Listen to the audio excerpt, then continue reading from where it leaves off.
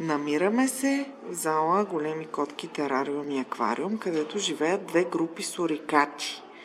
Щастливото събитие е, че през октомври по-малката група сурикати, която се състои от една женска и двама мъжки, се здобиха с цели 5 малки. Тази група за първи път има толкова много малки, като в групите на сурикатите цари матриархат. Там има една женска, която е доминантна и само тя се размножава. Факта, че тази група вече има 5 малки, означава, че животните се чувстват добре и всеки има установена роля в групата. Винаги при сурикатите един от индивидите стои на пост.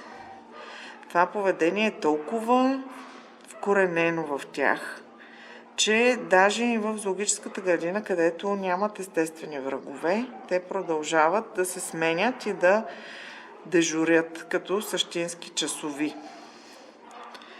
Малките са много активни, непрекъснато ровят, търсят храна, играят си едно с друго или се молят на майката, за да им даде възможност да случат от нея.